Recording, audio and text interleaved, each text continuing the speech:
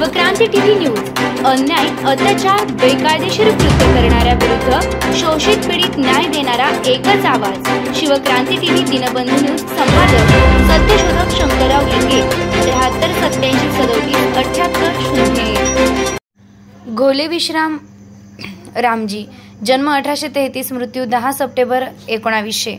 सत्यशोधक समाज आणि सत्यधर्म समाजाचे एक अभूतपूर्व अध्यक्ष डॉक्टर विश्राम रामजी घोले यांचा जन्म वेंगुर्ले येथे 1833 साली झाला। घोले घराणे मूळ कोकणातले असले तरी रामजी घोले हे 14व्या काळ्या पलटणीत सुभेदार असल्याने एका ठिकाणी त्यांचं वास्तव्य राहत नसे। त्यामुळे साहजिकच डॉक्टर विश्राम रामजी यांचं शिक्षण मामांकडे ठाणे येथे झाले। माध्यमिक शिक्षण दापोली मुंबई येथे झाले। ते मुंबईतील रॉबर्ट मनी स्कूलमधून मॅट्रिक झाले। आरंभी त्यांची सेकंड ग्रेड ऑपरेटर म्हणून कराची येथे पलटणीत नेमणूक झाली। 1857च्या उठावाच्या धामधुमीत बाटलीवाला इस्पितळात त्यांची नेमणूक झाली। वैद्यकीय क्षेत्रात कार्यरत असताना ते 1869 साली LM झाले।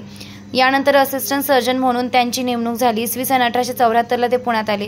पुणे येथे वास्तव्य असताना 1889 साली ते निवृत्त झाले। दरम्यान इसवी सन 1887 साली व्हाईसरॉय लॉर्ड रिपन यांच्या हस्ते त्यांना रावसाहेब हा किताब सरकारनं बहाल केला। व्हाईसरॉयचे मानद सहाय्यक सर्जन म्हणून त्यांची इसवी सन 1891ला नेमणूक झाली। डॉक्टर विश्राम घोले यांचा इसवी सन 1865 साली संयोगजन्य रोग हा वैद्यकशास्त्रावरील महत्त्वपूर्ण ग्रंथ प्रसिद्ध झाला। हा ग्रंथ 5 प्रकरणात विभागला असून 198 पुष्टांमध्ये समाविष्ट झालाय। दरम्यान पुणे येथील एक लेखक सीताराम रामचंद्र गायकवाड यांनी त्यांचा पुणे शहरा दुसरा भाग हा ग्रंथ डॉक्टर घोले यांना अर्पण केलाय। डॉक्टर घोले ज्ञानप्रकाश पत्रातही लेखन करीत असत। ते पुणे नगरपालिकेचे 1877 ते 1895 पर्यंत सलग 18 वर्ष सरकार नियुक्त सदस्य होते।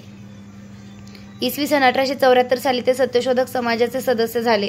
पुढे 1875 मध्ये ते सत्यशोधक समाजाचे अध्यक्ष झाले।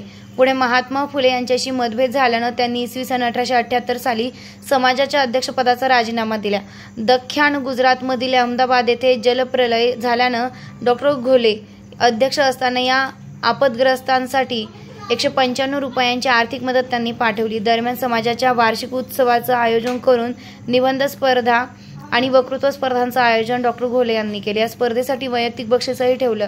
तसेच 60 रुपयांची घसघशीत देणगीही डॉक्टर घोले यांनी सत्यशोधक समाजाला दिली। समाजाच्या वतीनं प्रसिद्ध झालेल्या रिपोर्टातही देणगीदार नामावलीत अव्वल स्थानावर आहे।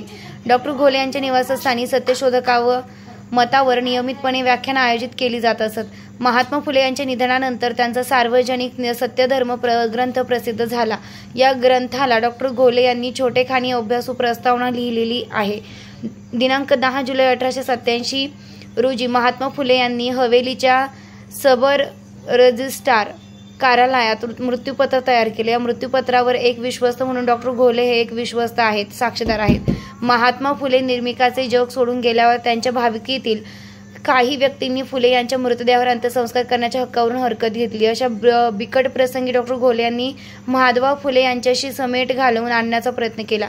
समेटाचे सर्व प्रयत्न असफल झाल्यावर शेवटी डॉक्टर घोले यांनी पोलिसांना बोलावून महादेव फुले यांस तेथून पिटाळून लावले। महात्मा फुले निवर्तल्यावर सत्यशोधक चळवळ जरा खंडित झाली। अशा प्रसंगी सत्यशोधक समाजाऐवजी सत्यधर्म समाज असे समाजाचे डॉक्टर घोले यांनी नामांतर केले। या चळवळीला त्यांनी गतिमान केलं। ते या नामांतरित समाजाचे काही वर्ष अध्यक्ष राहिले। पुणेकर सत्यशोधक हना नवलकर हे सचिव म्हणून या समाजाचे काम पाहत राहिले।